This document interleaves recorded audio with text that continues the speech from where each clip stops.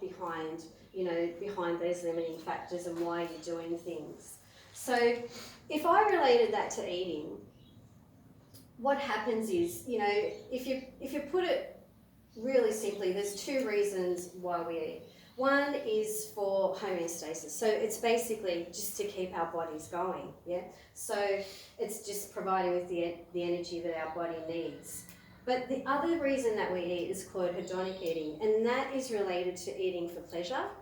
And what else do you think it might possibly be related to? Emotion? Any ideas? Yeah, exactly. It's eating for pleasure or managing emotions.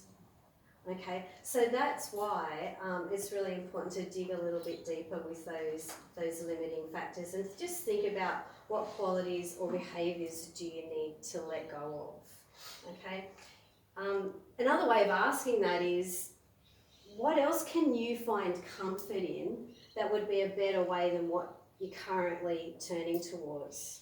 So if you look at that list of limiting factors, which I've come up with from people who have done this in the past, and it's all of the most common ones, okay? And yeah, the most common ones are emotional eating. So those things, you're reaching for chocolate, reaching for wine, you're reaching for food when you're feeling overwhelmed and depressed, binge eating,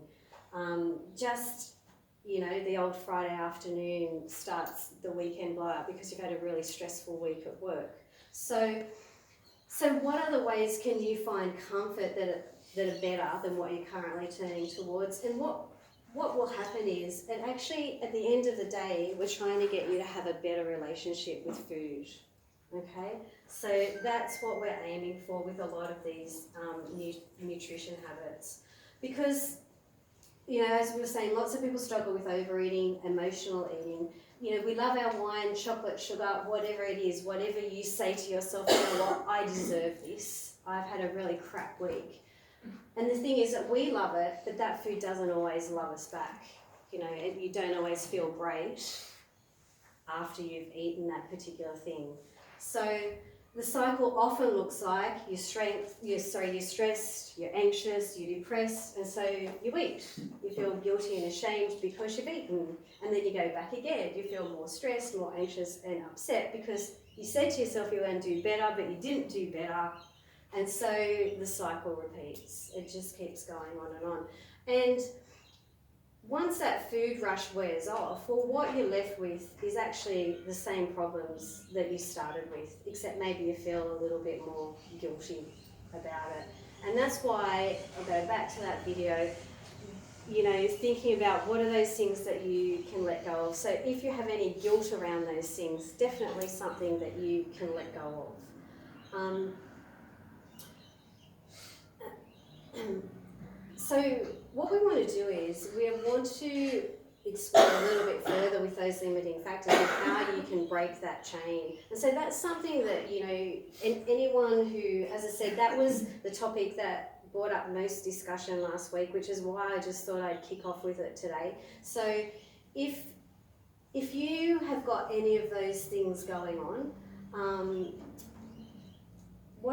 what's really important to do is just to notice and observe, and even sometimes record what's happened leading up to those food cravings or that emotional eating or any of those out of control behaviours that you think that you might have, because those out of control behaviours are leading you to what your limiting factors are. Okay, so you might know what they are, but you need to know the why behind that's happening. Yeah. Okay, so just that, think about breaking the chain. What was it that you were doing when you started to feel the way you felt? Or, what were you thinking? What were you feeling? Were you saying, negative thoughts in your head? Was it someone that you spoke to that really sparked something in you that you can feel inside and you go, you know what, I'm just going to have a glass of wine. I can't, So what was it that happened? And then what happens is that you start to understand why that's happening for you. Okay, so if you can just bring some awareness about that behaviour. That's the start of the process. Even if you don't know what to do about that yet, that's okay too. You don't have to worry about that. It's just that you're being aware of what's happening and why it's happening. If you can start looking at those things, well, that'll really help you to get some answers to those limiting factors. So the key questions around that are, what other ways can you find comfort that are better than what you're currently turning towards? And, I'll give you an example. You might have had a long, stressful week at work and you're thinking, just give me that bottle of wine on Friday afternoon before I hit someone, yeah? So, but what could you do instead of doing that? If you're feeling like that, what's something, we'll touch on this, your response to stress in a few weeks' time, but I refer to something that's called finding your oasis. And so finding your oasis is finding that thing that makes you feel good, because we've all got something different that takes you to that happy place and takes you to that place where you feel nourished versus where you feel depleted.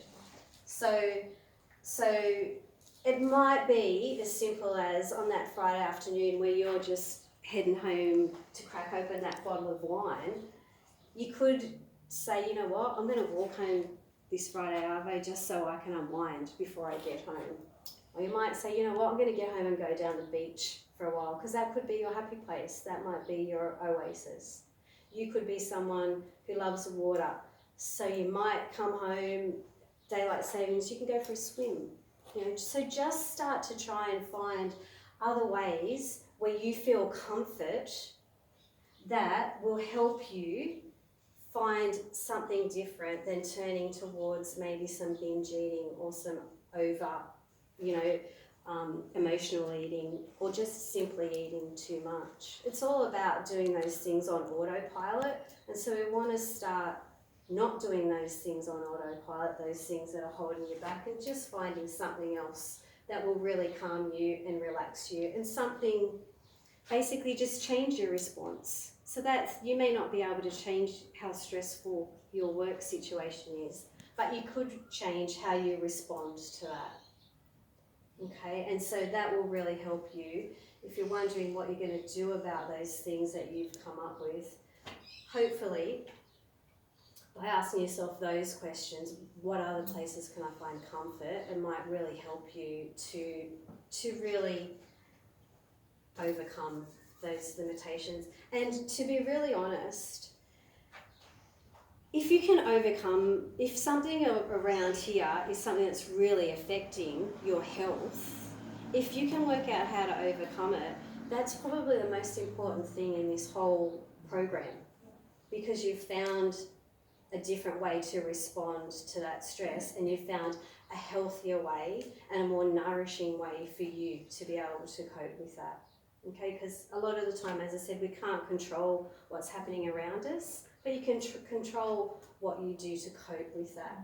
Yeah, and you can change your response to it. So does that help a little bit after that big discussion? For those people who weren't here last week,